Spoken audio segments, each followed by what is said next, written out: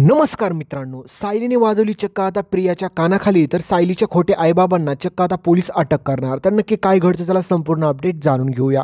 तर मित्रांनो, तुम्ही पाहिलंच असेल की सायली आणि अर्जुन आता दोघेजण देखील हॉस्पिटलमध्ये जातात आणि मधुभाऊ त्यांना सगळं काही सत्य सांगून टाकतात. म्हणजेच मधुभाऊंना बोलायला येत नसतं, पण मधुभाऊ डोळ्यांची उघडझाप करून सगळं काही सायली आणि अर्जुनला सत्य सांगतात. आणि हीच युक्ती आता सायलीच्या डोक्यात अशी येते की सायली म्हणते की माझ्या आईबाबांना इथे घेऊन येते, म्हणजेच मैनावती आणि सोबत त्या सदाशिवला. तर आता हे सगळं सायलीचा आणि अर्जुनचा प्लॅनिंग असतो.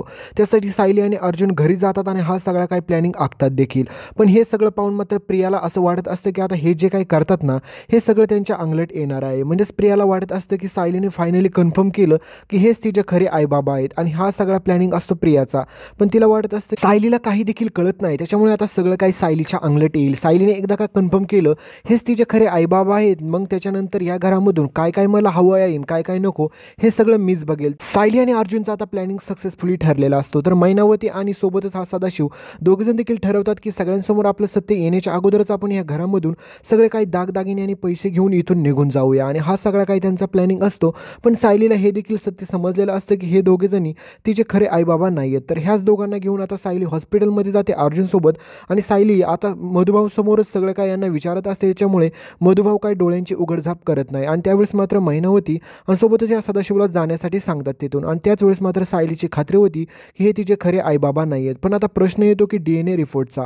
पण त्यावेळेस मात्र अर्जुन हा मधुभाऊंना हेच सांगत असतो की ज्या ठिकाणी आपण लॅबमध्ये DNA रिपोर्ट चेक केले तर त्या लॅबवरती खूप माझा विश्वास आहे, त्याच्यामुळे ते तर चुकीचे रिपोर्ट येऊ शकत नाही. तर मधुभाऊ देखील डोळ्याची उघडझाप करतात आणि सांगतात की हे सायलीचे खरे आईबाबा नाही आहेत. पण त्यावेळेस मात्र सायली आणि अर्जुनला तरी देखील अजून विश्वास बसलेला नसतो. तर सायली मधुभाऊंना 3-4 वेळा वेगवेगळे प्रश्न विचारते की हे माझे आईबाबा आहेत का. तर त्यावेळेस मात्र मधुभाऊ देखील डोळ्याची उघडझाप करून सांगतात की हे तुझे आईबाबा नाही आहेत.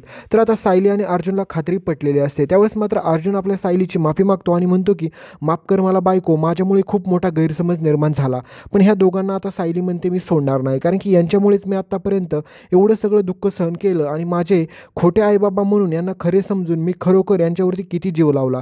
पण या दोघांना देखील आता योग्य ती शिक्षा झालीच पाहिजे आणि यांना इथपर्यंत आणलं कोणी आणि हा सगळा प्लॅनिंग यांच्यासमोर कोणी आणला हे सगळं कळालंच पाहिजे. तर दुसरीकडे मैनावती आणि सदाशिव दोघांनी देखील प्लॅनिंग बनवलेलं असतो की दुपारचं घरामध्ये कोणीच नसतं, त्यावेळेस मात्र आपण फक्त त्या पूर्ण आजीला काहीतरी असं देऊया जेणेकरून तिला चक्कर येईल आणि त्याच्यानंतर सगळे काही पैसे लुटूया आणि तिथून पळून जाऊ. पण आता हा सगळा प्लॅनिंग ते करत असताना मात्र त्यांच्या अंगलट खूप मोठी घटना येणार आहे. म्हणजेच मित्रांनो, तुम्हाला माहीत नसेलच पण आपल्या अस्मीचा नवरा जो असतो ना, म्हणजेच सचिन, आता हा चक्क साक्षीच्या प्रेमात पडलेला असतो. कारण की पण आपल्या अस्मीला याबाबत काही देखील खबर नसते, कारण की एकीकडे तो एका बाळाचा बाप बनणार असतो तर दुसरीकडे मात्र आता ह्या साक्षीला देखील त्यांनी जाळ्यात फसवलेलं असतं. तर याचा आता देखील सत्य लवकरच सगळ्यांसमोर उघडकीस येईल. पण ह्या अश्मीला याबाबत काही देखील खबर नसते. तर दुसरीकडे आता अर्जुन आणि सायली दोघंजण देखील ठरवतात की ह्या दोघांची देखील आपण अशी वरात काढू ना की ह्यांना आयुष्यभर लक्षात राहिलं पाहिजे. तर दुसरीकडे आता मैनावती आणि सदाशिव दोघेजण देखील मात्र दुपारचेच घरातील सगळे काही पैसे दागदागिने लुटायला सुरुवात करतात. तर दुसरीकडे आता मात्र घरातील सगळी लोक जमल्याच्या नंतर सायली ओरडून सांगते की कोणतरी चोरी करून पळालं. त्यावेळेस मात्र आता अर्जुन सगळेजण धावत पळत जातात आणि त्या ठिकाणी मात्र त्यांना पकडतात. आणि त्यात निघतं कोण मित्रांनो, दुसरं कोणी नाही, मैनावती आणि सदाशिव. आता ते चोरी करताना सापडल्यामुळे मात्र आता सगळ्या घरातच सगळ्यांच्या पायाखालची जमीन सरकते, कारण की खरं सत्य फक्त अर्जुन आणि सायलीलाच माहीत झालेलं असतं की हे तिचे आईबाबा नाही आहेत. आता त्यावेळेस मात्र सगळं काही सत्य उघडकीस झाल्याच्या नंतर त्या दोघांना देखील पोलिसांच्या ताब्यात द्यायला येतं. आणि त्यावेळेस मात्र अर्जुन आणि सायलीची देखील ती माफी मागायला लागतात, आम्हाला माफ करा. पण त्यावेळेस मात्र अर्जुन आणि सायली दोघेजण देखील यांना माफ करत नाही. आणि त्यावेळेस विषय निघतो DNA रिपोर्टचा.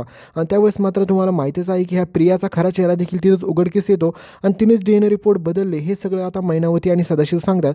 त्यावेळेस मात्र सायली आता ह्या प्रियाचं थोबाड फोडते. आणि मित्रांनो, पुढे तुम्हाला हे देखील पाहायला भेटेल की आता प्रियासोबत अर्जुन आणि सायली काय करतं हे पाहणं रंजक ठरणार आहे. त्यासाठी चॅनलला सबस्क्राईब करा, सोबतचं बेल नोटिफिकेशन ऑन करा पुढच्या